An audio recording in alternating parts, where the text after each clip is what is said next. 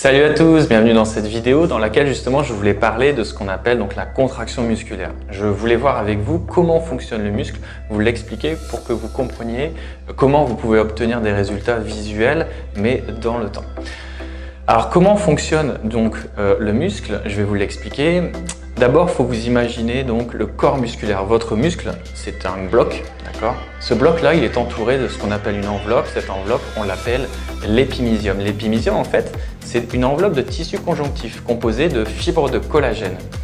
Ensuite, dans ce bloc, donc dans le muscle, vous avez d'autres blocs qu'on appelle des faisceaux. Et ces faisceaux-là sont également entourés d'une enveloppe qu'on appelle le périmysium. Puis, dans ces faisceaux, vous avez ce qu'on retrouve nos fibres musculaires, la fameuse cellule musculaire.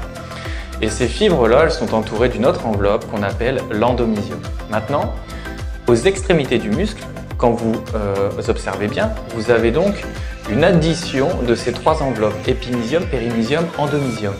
Et cette addition, finalement, cet assemblage d'enveloppes, je vais y arriver, cet assemblage d'enveloppes va former finalement ce qu'on appelle nos tendons. Les tendons, ce sont finalement les points d'accroche du muscle au squelette, aux différents os du squelette. Et donc, quand vous contractez votre muscle, on tire sur les tendons parce que le muscle se raccourcit et vous créez le mouvement. Maintenant, on va aller un petit peu plus loin. Il faut comprendre que dans la fibre musculaire, on a également d'autres petits fils, imaginez des fils électriques, qu'on appelle des myofibrilles. Et ces myofibrilles-là sont composés encore de tout petits filaments. Et ces tout petits filaments-là, on les appelle les filaments d'actine d'un côté et les filaments de myosine. Les filaments de myosine, eux, sont plus épais que les filaments d'actine. Et c'est finalement à cet endroit-là que va se créer finalement l'origine du mouvement de votre muscle. Je vous explique.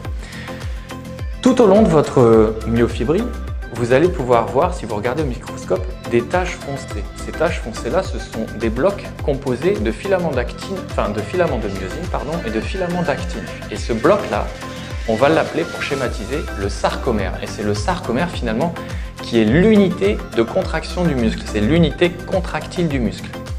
Et donc, au sein de votre myofibrille, vous avez tout un enchaînement de blocs comme ça, donc de sarcomères. Et lorsque vous allez créer le mouvement, en fait, ce qui se passe, c'est que vos sarcomères vont se raccourcir. Et un sarcomère qui se raccourcit, c'est quoi? C'est des filaments de myosine qui vont s'interpénétrer avec les filaments d'actine. À savoir qu'un filament de myosine est entouré, si vous coupez le muscle dans sa zone transversale, le filament de myosine va être entouré de 6 filaments d'actine. Et chaque filament d'actine va être entouré de 3 filaments de myosine. Et c'est donc cette interpénétration-là, mise bout à bout, au sein de tous les sarcomères, qui va créer finalement le raccourcissement du muscle et donc la contraction musculaire qui va occasionner votre mouvement. Maintenant, comment ça fonctionne? Votre cerveau, lui, va être à l'origine de la commande motrice. Il va envoyer un influx nerveux au sein, donc à travers les neurones, qui vont aller jusqu'à votre fibre musculaire. D'ailleurs, un neurone va être connecté à plusieurs fibres musculaires. Après, il y a différents détails à aborder plus tard dans d'autres vidéos, mais schématisez-vous ça de cette manière. Donc vous avez un fil électrique qui vient se connecter à différentes fibres musculaires. Et cette connexion-là de différentes fibres à un neurone, c'est ce qu'on appelle finalement une unité motrice. Et lorsque vous allez envoyer donc cette commande nerveuse, ce courant électrique au sein de votre fibre musculaire, elle va recevoir ce qu'on appelle des neurotransmetteurs. Donc finalement, on passe d'un courant électrique à un message chimique.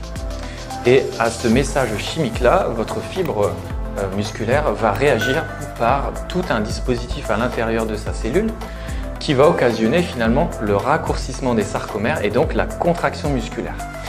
Et là où intervient finalement la qualité de votre alimentation, c'est que des ions très importants vont entrer en action.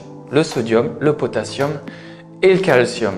Le calcium, en fait, il va avoir un rôle ultra primordial dans la contraction musculaire. Je vous explique. Votre contraction musculaire, donc au niveau myosine et actine, elle va être permise par l'action de différentes protéines qui se situent justement sur ces filaments, mais également grâce au calcium. En fait, grâce au message chimique transmis par le neurotransmetteur, le calcium va être libéré dans la cellule musculaire et va, entre guillemets, dire au filament d'actine « Tenez-vous prêt, la myosine arrive, elle va avoir besoin de s'accrocher à vous. Et ce qui se passe en fait, c'est qu'au niveau des filaments fins de myosine, il y a des têtes qu'on appelle des têtes de myosine qui vont venir s'accrocher à ces sites, d'accord, de jonction au niveau des filaments d'actine, et ça va venir marcher dessus, ça va venir s'accrocher, un petit peu comme vous quand vous faites de l'escalade, et finalement, en s'accrochant comme ça, tous les blocs de sarcomère vont se raccourcir et créer donc la contraction musculaire. Donc c'est vraiment un phénomène super intéressant, mais très complexe. Et c'est là où intervient donc, comme je disais juste avant, la qualité de votre alimentation. Maintenant, le problème qu'il y a chez la plupart des personnes, c'est que ces actions-là sont à l'échelle microscopique. Donc vous allez créer des contraintes finalement à l'échelle microscopique.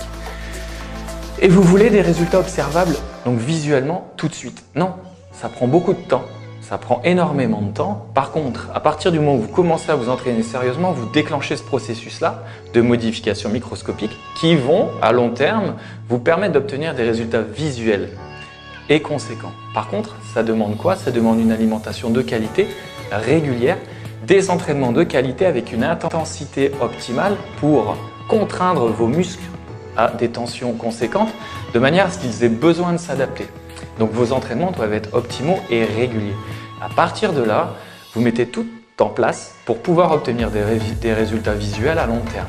Donc rappelez-vous bien, ce sont des modifications microscopiques qui vont occasionner des résultats visuels mais à long terme. À partir du moment où vous aurez accepté ça, vous n'aurez plus de limites sur vos résultats et vous ne verrez plus les choses de la même manière. Donc voilà ce que je voulais aborder à travers cette vidéo, j'espère qu'elle vous a plu. Donc je vous invite à mettre un pouce, à me laisser un commentaire, à la partager et n'hésitez pas à me poser des questions. Je vous invite également à vous abonner donc à cette page, à ma page Instagram où je diffuse pas mal de contenu, notamment à travers mes stories. Vous pourrez voir un petit peu mes entraînements, mes différents coachings. Et je vous invite également à vous connecter à mon site internet www.tfitcoaching.com dans lequel vous pourrez retrouver pas mal d'articles sur différentes thématiques, alimentation, entraînement, psychologie. Voilà, donc merci encore d'avoir regardé cette vidéo et je vous dis à bientôt pour une autre thématique. Salut!